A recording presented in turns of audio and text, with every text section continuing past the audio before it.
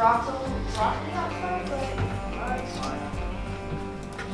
Samantha, can you still pull up your email out there? Ganze jaji wita che mionbami, mahitanga jaji wita che Desiree Storm Brave. I'm the Ganze language director and master teacher for my tribe, the Kaw Nation of Oklahoma. And my purpose is to expose and teach as much of our Ganze youth as I can to our Ganze Ie, our language, and teach them. And I've been doing that for about 9 years. I'm in my 10th year. Do you guys see our new superhero is Flash? Is it Fast Man? Nika Suse. Nika Suse is Flash. And then our new one, we got mixed up, so we got to do Maze Nika. Because when you're connecting two nouns together, the thing in which it actually is will come last. So he's a man. So Maze Nika. Just like up here, Chihoe Nika, Spider-Man. Batman Chechejo Nika. Nika Suse and Nika Bako. Bako is a verb, so it gets mixed up. You have to switch that to where it's, the Nika is first. So Nika Bako, Nika Suse. Yep. Well, I teach students right now. There's a class in the daycare that has anywhere from 6 weeks old to 1 year old, and then it just goes up from there. And then Daryl, I believe, is pushing 80 years old, and that's going to be my oldest student. The difference between teaching them, I think, is the energy that I have to put into it, keeping the younger children's attention and their mind span and things that appeal to children, and it's very different to what appeals to my 80-year-old students. So I guess just the energy, but I love teaching them both because I can't do one without the other. I rely on my elder class to build curriculum and teach all of my younger students, so they're both very important. Bahuska doma. To eat. What's to eat? Yache. Plural people are eating. Son of a... Dang it, you would ask me. Yache. I don't know what kind of version it is. Would it be yachabe? Yache.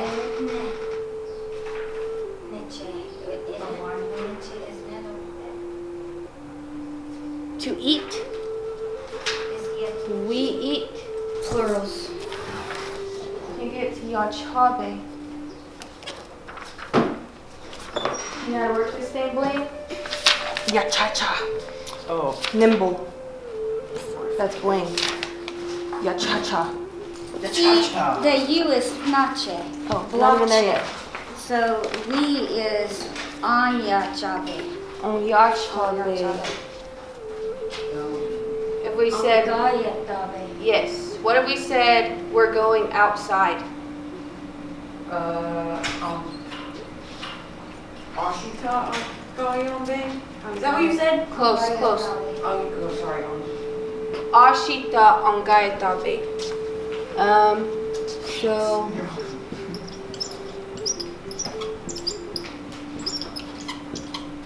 ongaetabe at edgy, and saucy calf. So what is our subject and what is our object of this sentence?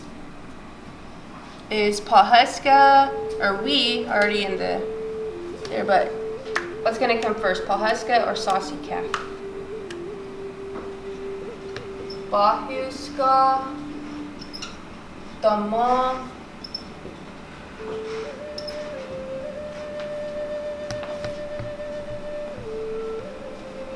Let's just do two thoughts. Bahuska, Dama. Should I leave that Dabi? We.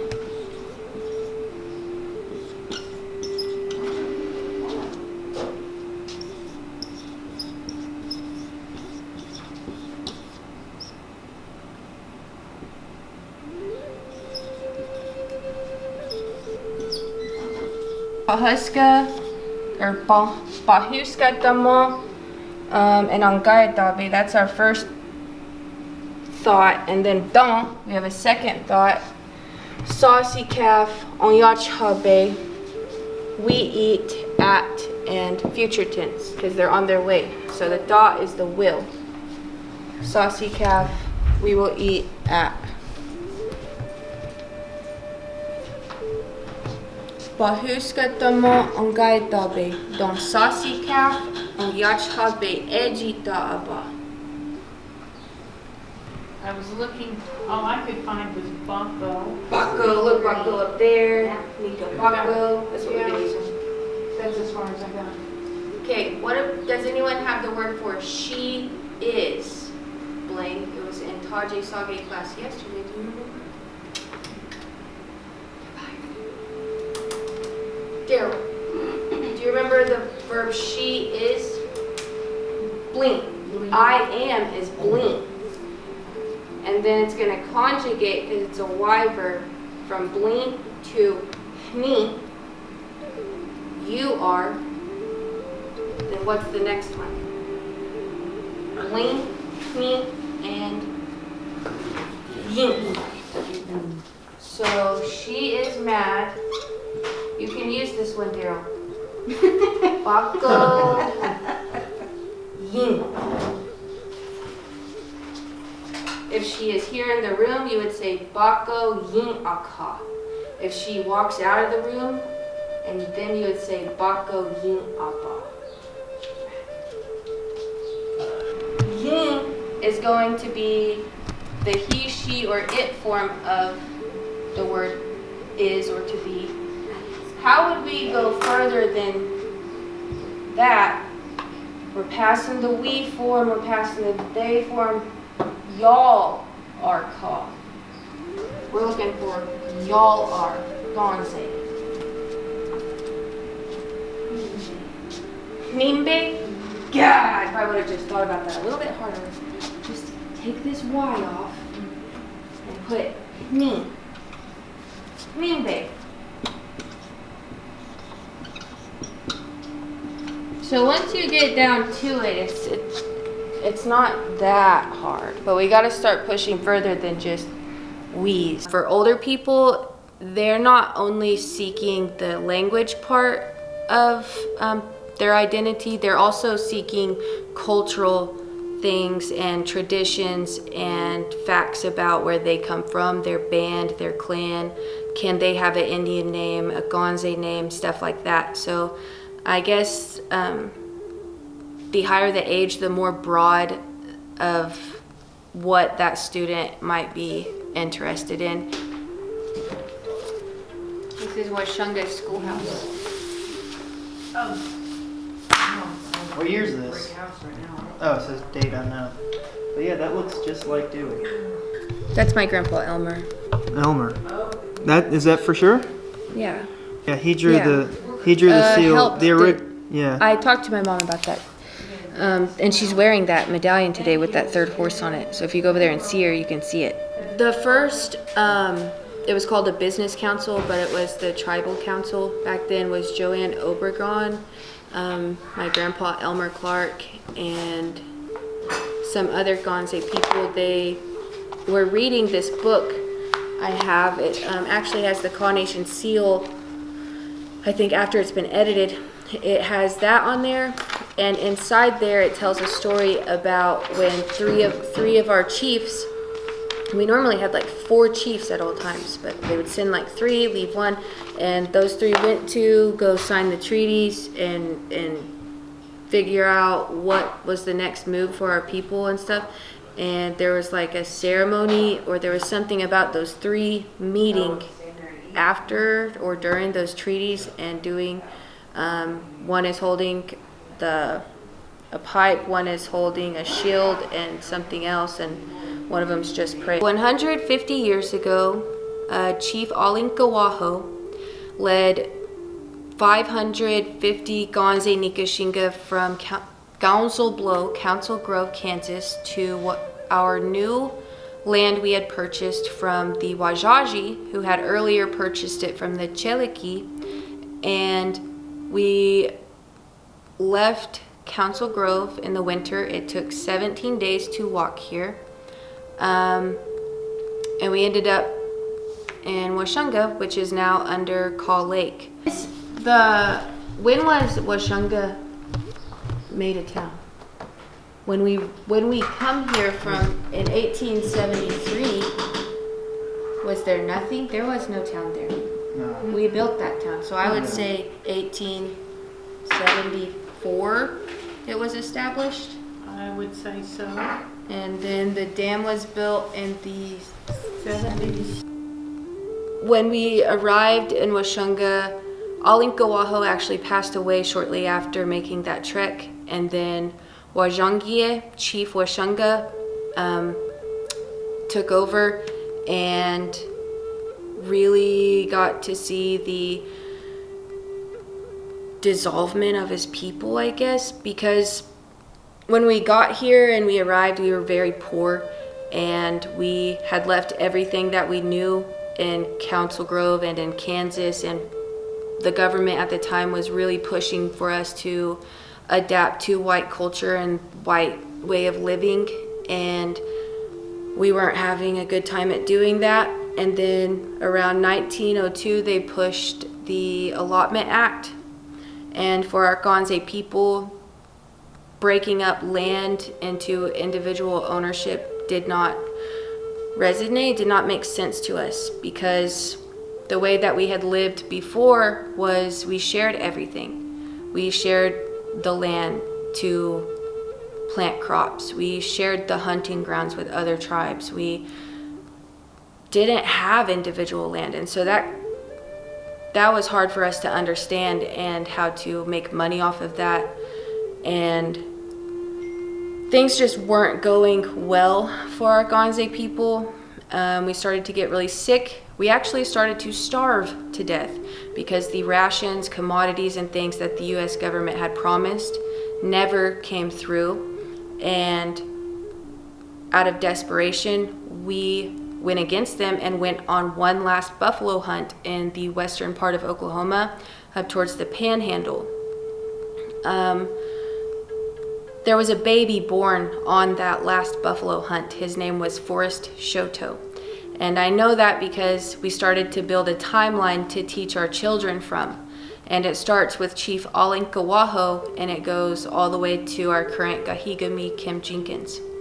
And within that timeline, I ran across Marcellus Shoto, and his great-great-grandpa was Forrest Shoto, who was born on that last buffalo hunt. And I always thought that was cool too.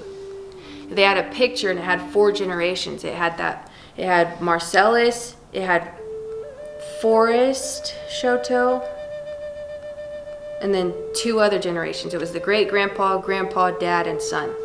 And I just thought that was cool. And so our census starts, I have older ones than this, but the big one they did was the 1902 census. And it got flooded in 73? Yeah. That sounds about right. Yeah, because it was our home for 100 years. Yeah. Okay. Before we were yeah. removed That again. makes sense, yeah. Yeah, it was a very dark time, and our chief Washunga, or Wazhangie, he actually died of hypothermia,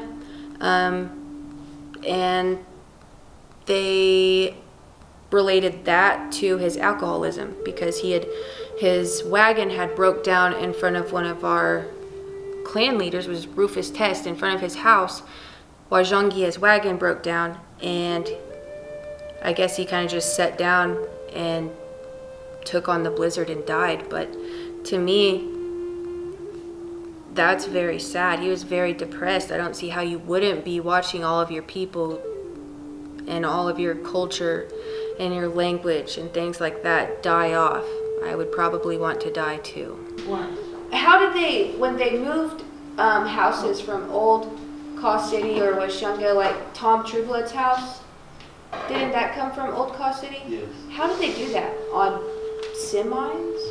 Well, they put them on trailers and bring them up here.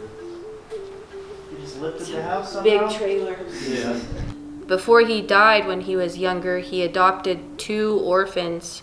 Their parents had just starved to death in Washunga, and her name was Lucy Tai Eads. She was 4, and her brother Emmett Eads was 3. And Washunga raised them, and eventually Lucy took over for chief of the Kaw tribe in 1922. The one that I had, my first house here in Kaw City, was Mandy Blue Jacket's house, and it was the top story of a house in Old Kaw City.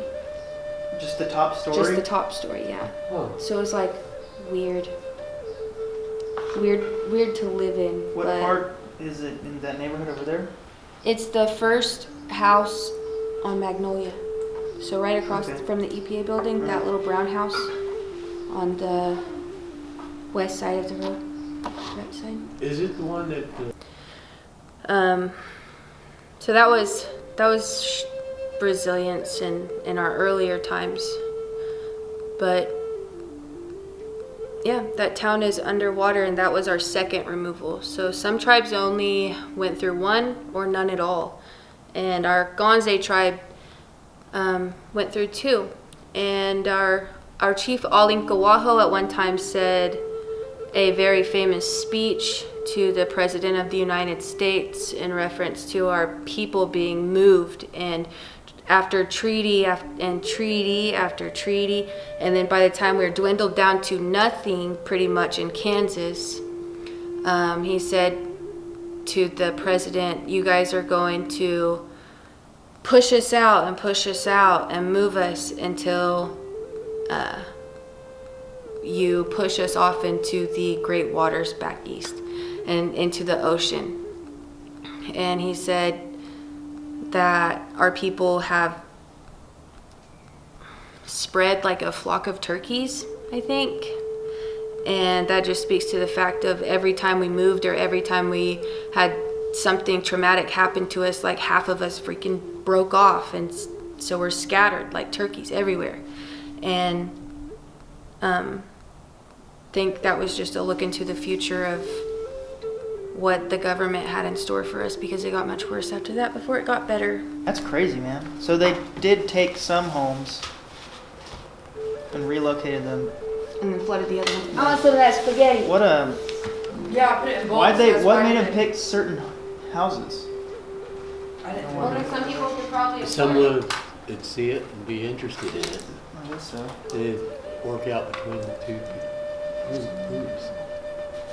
The owners and the water. Interesting history.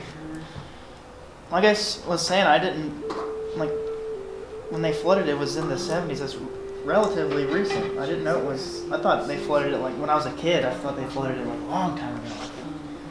Like 100 years ago. It's like ancient, but no, they did it in my dad's lifetime.